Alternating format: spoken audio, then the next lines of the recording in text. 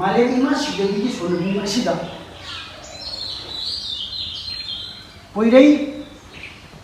याइरोन कनलुकी थोक्सिन मखादा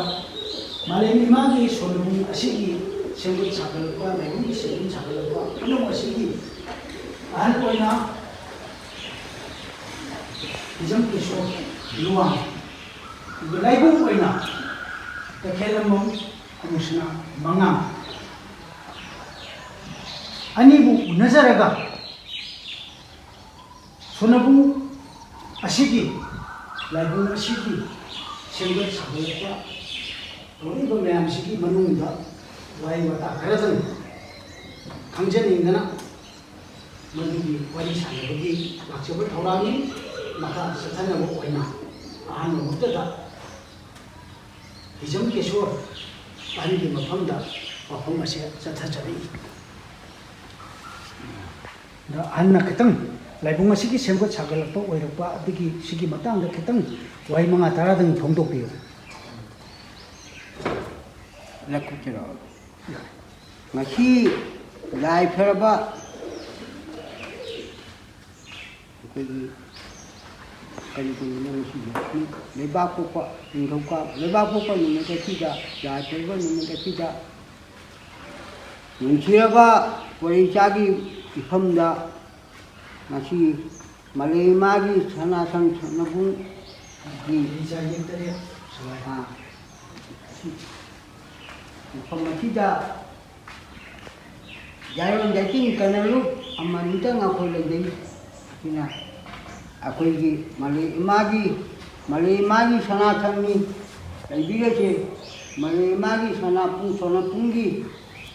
kuda, ini kuda, lisingan ni tani, lisingan ni ani, ini kesan mereka kuda, sana punggi juga tampil ni, Malay magi Miga laiga pinyar pun matam lagi lepas magi sono puni magi kanglen ni asiga karena lu aman itu na ekogi menjadi ipai puni sana bi patap peding je ipagi thogjan lagi nasi kaisusu khangda daba koi aman ni sina Ipai pugi kunaji ngakan nyajana nasi jawab ni nasi jana lagi jadi ado apa ini laibu su gamna kasu lagi daba kasu tu nasi ki hayengi cara tanah caba laibu ni maki thokin jadi nasi malay magi langsung itu saja le ada cona bungsu sare do poinjagi mayam nak lagi riba mikumpul mampu aku ina sinom na saranggai bese masih mayam na miang tabiu aku ini pori ikan yang lagi pori ikan je kalau mana tahu na hinggani kalau mana tahu na mi situasi kita hinggate aduna di mi bu paisana sulusan mangam de adagi Dharma juju aku nak ahimsa sadhana juga dage nane sema nane tu haja bangam de barina mising dua mata jangan pengam de aduna di kalman tawni yana kalman tawni hinggap ke jaya betul jadi matang juga adi moi di porica aman jang le jai do aduna di phajai Oh, fajaba ciki mawang matungin nane fajaba aruba nusi bayi mite ironi mite imagi nusi babloni ati imalon je kanjia itu mayamna lemna ragani adu mite inasi aku kal macam na kanani kangani ngakat kani aku gidi mising jule jede adu nusiba tuna adu mising jule jangbat na ba kaman toraga jangkat kan ya betul, aduh musibah tu na ꯌꯥꯝꯒꯠꯀꯗ꯭ꯔꯥ ꯍꯥꯏꯅ ꯋꯥꯈꯜꯗꯨ ꯈꯟꯖꯩ ꯑꯗꯨ ꯑꯩꯈꯣꯏꯒꯤ ꯂꯥꯏꯕꯨꯅꯁꯨ ꯃꯌꯥꯝꯒꯤ ꯑꯐ ꯐꯠꯇ ꯄꯨꯝꯅꯃꯛꯁꯦ ꯃꯥꯅ ꯌꯦꯡꯁꯤꯟꯗꯨꯅ ꯃꯥꯅ ꯇꯥꯟꯅꯕꯤꯗꯨꯅ ꯉꯁꯤꯐꯥꯎ ꯑꯩꯈꯣꯏ ꯍꯤꯡꯗꯨꯅ ꯂꯩꯖꯔꯤ ꯑꯩꯈꯣꯏ ꯀꯩꯅꯣ ꯂꯥꯏꯕꯨꯅꯁꯨ ꯃꯇꯦꯡ ꯃꯇꯥꯡ ꯉꯥꯡꯅꯅꯕ ꯍꯥꯏꯖꯔꯤ ꯑꯩꯈꯣꯏ ꯃꯥꯡꯗ ꯎꯖꯔꯤꯁꯤ ꯂꯥꯏꯕꯨ ꯃꯥꯏꯕꯔꯦꯟ ꯃꯐꯝ ꯑꯁꯤꯒꯤ ꯃꯥꯂꯦꯝꯃ ꯁꯤꯗꯕꯤꯒꯤ ꯈꯨꯕꯝ ꯄꯨꯔꯤꯕ ꯇꯈꯦꯜꯂꯝꯕꯝ ꯑꯃꯨꯁꯅꯥ ꯃꯉꯥꯡ ꯇꯈꯦꯜꯂꯝꯕꯝ ꯑꯃꯨꯁꯅꯥ ꯃꯉꯥꯡꯅ ꯂꯥꯏꯕꯨꯡ ꯑꯁꯤꯒꯤ ꯁꯦꯝꯒꯠ ꯁꯥꯒꯠꯄ ꯃꯁꯤꯒꯤ ꯊꯦꯡꯅꯈꯤꯕ ꯑꯋꯥ ꯅꯨꯡꯉꯥꯏꯒꯤ ꯃꯇꯥꯡꯗ ꯇꯦꯟꯇꯛꯅ ꯈꯔꯗꯪ ꯋꯥꯐꯝ ꯈꯔꯗꯪ ꯐꯣꯡꯗꯣꯛꯄꯤꯌꯨ ꯍꯥꯏꯅ ꯊꯝꯖꯔꯤ ꯈꯨꯕꯝ ꯃꯩꯇꯥꯟ ꯁꯤꯗꯕ ꯏꯕꯨꯙꯧ ꯏꯄꯥ ꯏꯕꯨꯡꯉꯣ ꯏꯃꯥ ꯁꯤꯗꯕꯒꯤ ꯈꯨꯕꯝꯁꯤꯗ ꯖꯦꯛ 8ꯀꯤ ꯃꯆꯥ ꯃꯁꯨ ꯌꯥꯎꯔꯅ ngasi koirong nong numit laiba pokodi luanga tainaba matam sika karisu khangjadaba taibangna karisu hiyadaba mununa ibungogi human poreitongi jathang logjaraga ahan jathangi pareng logjaraga ngasi takhalamanggi amusanana wafam ache thamjari bache ngasi miyam mamangda ngasi chahi jangkai je mutat lure mangal lure chahel lure mangal lure punamak sokong khome haraga aigi hujiki ai nyaba ai je masak khangjete kari gi aibada shuruga nomaga chaba mini aduga ai ajiga lejede mafam asiga kari gaida Syahidi Yamjadri, dia sembilan ipa ipuna tambilan pungkai aje kahelo ya na nongoi cara tamme haraga ngasi lajang sonopung asidi manungga cacari bace pitna thangbai je ngalan ba ibudong na tambilan baninya Pitraba angang nawani ichi ngarang tagi ngakhani masige imana pau tai nongpok chalu bungo loraga kha chalorga baba nangdi ngasi maning chalu hairaga awang lo chalu silet magaida challa hairaga laisanga che lojare Achiki makata bada chahiron ani ahum chapagi makha matung tung dar ko dum chalu haire chale baham pulam te chale haraga imagi sona bungji mu hijal lo aidi kanoje lai ma hijal lo haire imana aidi karimo lejete ne imai chimkau du leji ne kari tawdur ge ima ai kapna launa ni jare nimitare ni jini ya haire Tombi sana wala chong thore harga chalu ne nangu baba nangi poche sani he nang kasu waru ne chale harga ima de phigau de lupa manga ga puthoi harga chale si ima gi sengau ni ko aina ima gi sengau thalan biu ibai bungo ibudau ohum yauri bani aina chale harga kamna chale maisak khang boina Chale haraga Saki magai de imagina Jumthong kuding gitara jumthong kuding makta Makna hana chakre imana Hey nang asipiraw ne haina Lo na Shen mayam de punjal le haraga imagi ngasi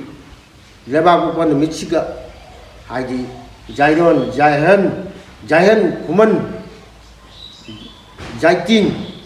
Mayam tinaba asigi manungda laipareng oina leijari